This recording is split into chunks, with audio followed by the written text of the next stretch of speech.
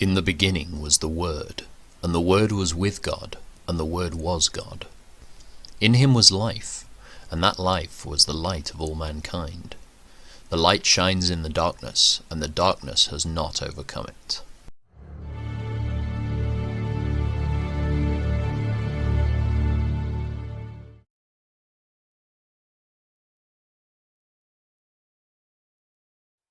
The Philistines now mustered their army for battle, and camped between Succo in Judah and Azekah at Ephes-Dammim. Saul countered by gathering his Israelite troops near the valley of Elah. So the Philistines and Israelites faced each other on opposite hills, with the valley between them. Then Goliath, a Philistine champion from Gath, came out of the Philistine ranks to face the forces of Israel. He was over 9 feet tall. He wore a bronze helmet, and his bronze coat of mail weighed 125 pounds. He also wore bronze leg armor, and he carried a bronze javelin on his shoulder. The shaft of his spear was as heavy and thick as a weaver's beam, tipped with an iron spearhead that weighed 15 pounds. His armor-bearer walked ahead of him carrying a shield. Goliath stood and shouted a taunt across to the Israelites. "Why are you all coming out to fight?"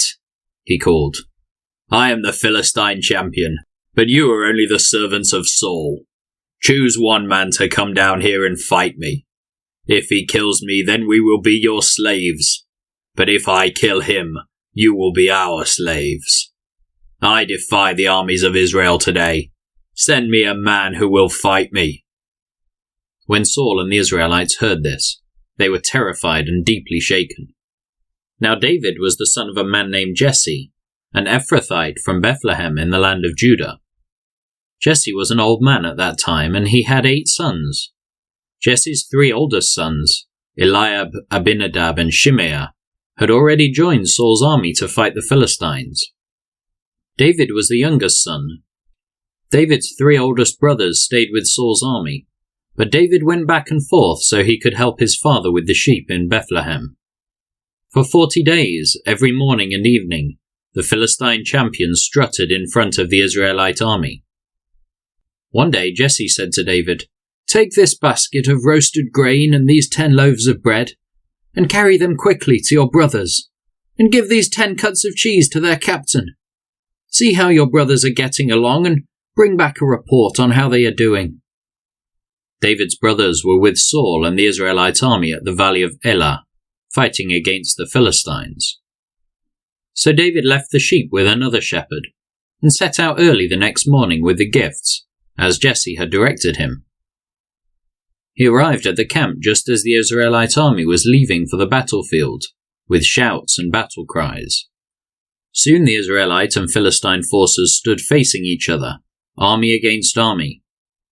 David left his things with the keeper of supplies, and hurried out to the ranks to greet his brothers. As he was talking with them, Goliath, the Philistine champion from Gath, came out from the Philistine ranks. Then David heard him shout his usual taunt to the army of Israel.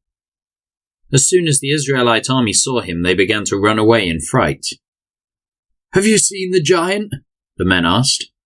"He comes out each day to defy Israel. The king has offered a huge reward to anyone who kills him. He will give that man one of his daughters for a wife, and the man's entire family will be exempted from paying taxes." David asked the soldiers standing nearby, "What will a man get for killing this Philistine, and ending his defiance of Israel? Who is this pagan Philistine anyway, that he is allowed to defy the armies of the living God?" And these men gave David the same reply. They said, "Yes, that is the reward for killing him." But when David's oldest brother, Eliab, heard David talking to the men, he was angry. "What are you doing around here anyway?" he demanded. "What about those few sheep you're supposed to be taking care of? I know about your pride and deceit. You just want to see the battle." "What have I done now?" David replied. "I was only asking a question." He walked over to some others and asked them the same thing, and received the same answer. Then David's question was reported to King Saul, and the king sent for him. "Don't worry about this Philistine," David told Saul. "I'll go fight him." "Don't be ridiculous," Saul replied. "There's no way you can fight this Philistine and possibly win. You're only a boy, and he's been a man of war since his youth." But David persisted. "I have been taking care of my father's sheep and goats," he said. "When a lion or bear comes to steal a lamb from the flock, I go after it with a club and rescue the lamb from its mouth. If the animal turns on me, I catch it by the jaw and club it to death.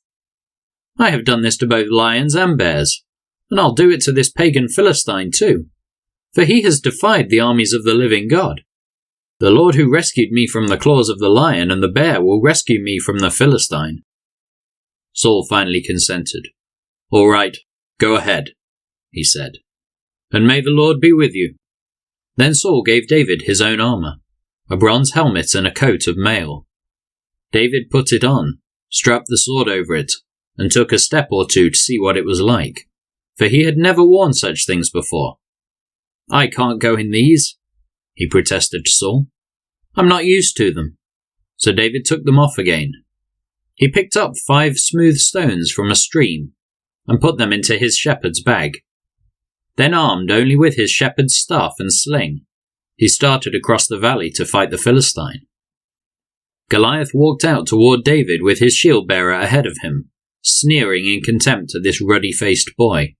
"Am I a dog," he roared at David, "that you come at me with a stick?" And he cursed David by the names of his gods.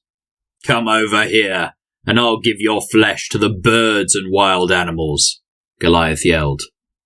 David replied to the Philistine, "You come to me with a sword, spear, and javelin, but I come to you in the name of the Lord of heaven's armies, the God of the armies of Israel, whom you have defied.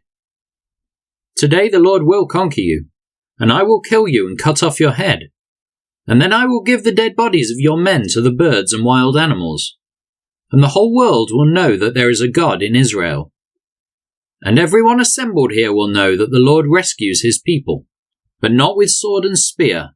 This is the Lord's battle, and he will give you to us." As Goliath moved closer to attack, David quickly ran out to meet him. Reaching into his shepherd's bag and taking out a stone, he hurled it with his sling and hit the Philistine in the forehead. The stone sank in, and Goliath stumbled and fell face down on the ground. So David triumphed over the Philistine with only a sling and a stone, for he had no sword. Then David ran over and pulled Goliath's sword from its sheath. David used it to kill him and cut off his head. When the Philistines saw that their champion was dead, they turned and ran. Then the men of Israel and Judah gave a great shout of triumph and rushed after the Philistines, chasing them as far as Gath and the gates of Ekron. The bodies of the dead and wounded Philistines were strewn all along the road from Sharaim as far as Gath and Ekron. Then the Israelite army returned and plundered the deserted Philistine camp. David took the Philistine's head to Jerusalem, for he stored the man's armor in his own tent. As Saul watched David go out to fight the Philistine, he asked Abner, the commander of his army, "Abner, whose son is this young man?" "I really don't know," Abner declared. "Well, find out who he is," the king told him. As soon as David returned from killing Goliath, Abner brought him to Saul with the Philistine's head still in his hand. "Tell me about your father, young man," Saul said. And David replied, "His name is Jesse, and we live in Bethlehem." After David had finished talking with Saul, he met Jonathan, the king's son. There was an immediate bond between them, for Jonathan loved David. From that day on, Saul kept David with him and wouldn't let him return home. And Jonathan made a solemn pact with David, because he loved him as he loved himself. Jonathan sealed the pact by taking off his robe and giving it to David, together with his tunic, sword, bow, and belt. Whatever Saul asked David to do, David did it successfully. So Saul made him a commander over the men of war, an appointment that was welcomed by the people and Saul's officers alike. When the victorious Israelite army was returning home after David had killed the Philistine, women from all the towns of Israel came out to meet King Saul. They sang and danced for joy with tambourines and cymbals. This was their song: "Saul has killed his thousands, and David his 10,000s. This made Saul very angry. "What's this?" he said. "They credit David with 10,000s and me with only thousands. Next they'll be making him their king." From that time on, Saul kept a jealous eye on David. The very next day, a tormenting spirit from God overwhelmed Saul, and he began to rave in his house like a madman. David was playing the harp, as he did each day, but Saul had a spear in his hand, and he suddenly hurled it at David, intending to pin him to the wall. But David escaped him twice. Saul was then afraid of David, for the Lord was with David and had turned away from Saul. Finally Saul sent him away and appointed him commander over 1,000 men, and David faithfully led his troops into battle. David continued to succeed in everything he did, for the Lord was with him. When Saul recognized this, he became even more afraid of him, but all Israel and Judah loved David, because he was so successful at leading his troops into battle. One day Saul said to David, "I am ready to give you my older daughter, Merab, as your wife. But first you must prove yourself to be a real warrior, by fighting the Lord's battles." For Saul thought, "I'll send him out against the Philistines, and let them kill him rather than doing it myself. Who am I? What is my family in Israel that I should be the king's son-in-law?" David exclaimed. "My father's family is nothing." So when the time came for Saul to give his daughter Merab in marriage to David, he gave her instead to Adriel, a man from Meholah. In the meantime, Saul's daughter Michal had fallen in love with David, and Saul was delighted when he heard about it. "Here's another chance to see him killed by the Philistines," Saul said to himself. But to David he said, "Today you have a second chance to become my son-in-law." Then Saul told his men to say to David, "The king really likes you, and so do we. Why don't you accept the king's offer and become his son-in-law?" When Saul's men said these things to David, he replied, "How can a poor man from a humble family afford the bride price for the daughter of a king?" When Saul's men reported this back to the king, he told them, "Tell David that all I want for the bride price is 100 Philistine foreskins. Vengeance on my enemies is all I really want." But what Saul had in mind was that David would be killed in the fight. David was delighted to accept the offer. Before the time limit expired, he and his men went out and killed 200 Philistines. Then David fulfilled the king's requirement by presenting all their foreskins to him. So Saul gave his daughter Michal to David to be his wife. When Saul realized that the Lord was with David, and how much his daughter Michal loved him, Saul became even more afraid of him, and he remained David's enemy for the rest of his life. Every time the commanders of the Philistines attacked, David was more successful against them than all the rest of Saul's officers, so David's name became very famous. Saul now urged his servants and his son Jonathan to assassinate David, but Jonathan, because of his strong affection for David, told him what his father was planning. "Tomorrow morning," he warned him, "you must find a hiding place out in the fields. I'll ask my father to go out there with me, and I'll talk to him about you. Then I'll tell you everything I can find out." The next morning Jonathan spoke with his father about David, saying many good things about him. "The king must not sin against his servant David," Jonathan said. "He's never done anything to harm you. He has always helped you in any way he could. Have you forgotten about the time he risked his life to kill the Philistine giant, and how the Lord brought a great victory to all Israel as a result? You were certainly happy about it then. Why should you murder an innocent man like David? There is no reason for it at all." So Saul listened to Jonathan and vowed, "As surely as the Lord lives, David will not be killed." Afterward Jonathan called David and told him what had happened. Then he brought David to Saul, and David served in the court as before. War broke out again after that, and David led his troops against the Philistines. He attacked them with such fury that they all ran away. But one day when Saul was sitting at home with spear in hand, the tormenting spirit from the Lord suddenly came upon him again. As David played his harp, Saul hurled his spear at David, but David dodged out of the way, and leaving the spear stuck in the wall, he fled and escaped into the night. Then Saul sent troops to watch David's house. They were told to kill David when he came out the next morning, but Michal, David's wife, warned him, "If you don't escape tonight, you will be dead by morning." So she helped him climb out through a window, and he fled and escaped. Then she took an idol and put it in his bed, covered it with blankets, and put a cushion of goat's hair at its head. When the troops came to arrest David, she told them he was sick and couldn't get out of bed. But Saul sent the troops back to get David. He ordered, "Bring him to me in his bed so I can kill him." But when they came to carry David out, they discovered that it was only an idol in the bed with a cushion of goat's hair at its head. "Why have you betrayed me like this and let my enemy escape?" Saul demanded of Michal. "I had to," Michal replied. "He threatened to kill me if I didn't help him." So David escaped and went to Ramah to see Samuel, and he told him all that Saul had done to him. Then Samuel took David with him to live at Naioth.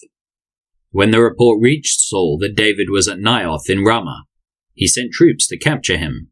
But when they arrived and saw Samuel leading a group of prophets who were prophesying, the Spirit of God came upon Saul's men, and they also began to prophesy. When Saul heard what had happened, he sent other troops, but they too prophesied. The same thing happened a third time. Finally, Saul himself went to Ramah and arrived at the great well in Seku. "Where are Samuel and David?" he demanded. "They're at Naioth in Ramah," someone told him. But on the way to Naioth in Ramah, the Spirit of God came even upon Saul, and he too began to prophesy all the way to Naioth.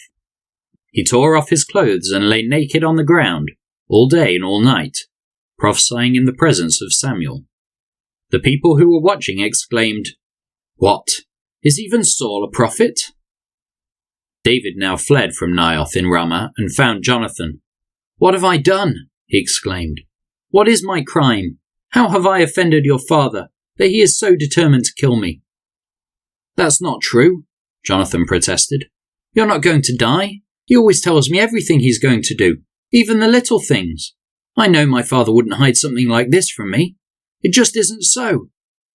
Then David took an oath before Jonathan and said, "Your father knows perfectly well about our friendship, so he has said to himself, 'I won't tell Jonathan. Why should I hurt him? But I swear to you that I am only a step away from death. I swear it by the Lord and by your own soul.'" "Tell me what I can do to help you," Jonathan exclaimed. David replied, "Tomorrow we celebrate the New Moon Festival. I've always eaten with the king on this occasion, but tomorrow I'll hide in the field and stay there until the evening of the third day. If your father asks where I am, tell him I asked permission to go home to Bethlehem for an annual family sacrifice.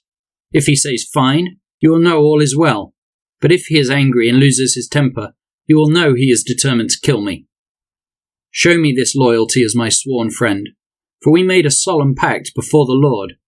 Or kill me yourself if I have sinned against your father. But please don't betray me to him." "Never," Jonathan exclaimed. "You know that if I had the slightest notion my father was planning to kill you, I would tell you at once." Then David asked, "How will I know whether or not your father is angry?" "Come out to the field with me," Jonathan replied, and they went out there together. Then Jonathan told David, "I promise by the Lord, the God of Israel, that by this time tomorrow or the next day at the latest, I will talk to my father and let you know at once how he feels about you. If he speaks favorably about you, I will let you know. But if he is angry and wants you killed, may the Lord strike me and even kill me if I don't warn you so you can escape and live. May the Lord be with you as he used to be with my father. And may you treat me with the faithful love of the Lord as long as I live. But if I die, treat my family with this faithful love, even when the Lord destroys all your enemies from the face of the earth." So Jonathan made a solemn pact with David, saying, "May the Lord destroy all your enemies." And Jonathan made David reaffirm his vow of friendship again, for Jonathan loved David as he loved himself. Then Jonathan said, "Tomorrow we celebrate the New Moon Festival. You will be missed when your place at the table is empty. The day after tomorrow, toward evening, go to the place where you hid before, and wait there by the stone pile. I will come out and shoot 3 arrows to the side of the stone pile as though I were shooting at a target. Then I will send a boy to bring the arrows back. If you hear me tell him, 'They're on this side,' then you will know as surely as the Lord lives that all is well and there is no trouble. But if I tell him, 'Go farther, the arrows are still ahead of you,' then it will mean that you must leave immediately. For the Lord is sending you away, and may the Lord make us keep our promises to each other, for he has witnessed them." So David hid himself in the field, and when the new moon festival began, the king sat down to eat. He sat at his usual place against the wall, with Jonathan sitting opposite him, and Abner beside him. But David's place was empty. Saul didn't say anything about it that day, for he said to himself, "Something must have made David ceremonially unclean." But when David's place was empty again the next day, Saul asked Jonathan, "Why hasn't the son of Jesse been here for the meal, either yesterday or today?" Jonathan replied, "David earnestly asked me if he could go to Bethlehem. He said, 'Please let me go, for we are having a family sacrifice. My brother demanded that I be there, so please let me get away to see my brothers. That's why he isn't here at the king's table.'" Saul boiled with rage at Jonathan. "You stupid son of a whore," he swore at him. "Do you think I don't know that you want him to be king in your place, shaming yourself and your mother? As long as that son of Jesse is alive, you'll never be king. Now go and get him so I can kill him." "But why should he be put to death?" Jonathan asked his father. "What has he done?" Then Saul hurled his spear at Jonathan, intending to kill him. So at last Jonathan realized that his father was really determined to kill David. Jonathan left the table in fierce anger, and refused to eat on that second day of the festival, for he was crushed by his father's shameful behavior toward David. The next morning, as agreed, Jonathan went out into the field, and took a young boy with him to gather his arrows. "Start running," he told the boy, "so you can find the arrows as I shoot them." So the boy ran, and Jonathan shot an arrow beyond him. When the boy had almost reached the arrow, Jonathan shouted, "The arrow is still ahead of you! Hurry, hurry, don't wait!" So the boy quickly gathered up the arrows and ran back to his master. He, of course, suspected nothing. Only Jonathan and David understood the signal. Then Jonathan gave his bow and arrows to the boy and told him to take them back to town. As soon as the boy was gone, David came out from where he had been hiding near the stone pile. Then David bowed 3 times to Jonathan with his face to the ground. Both of them were in tears as they embraced each other and said goodbye, especially David. At last Jonathan said to David, "Go in peace, for we have sworn loyalty to each other in the Lord's name. The Lord is the witness of a bond between us and our children forever." Then David left, and Jonathan returned to the town.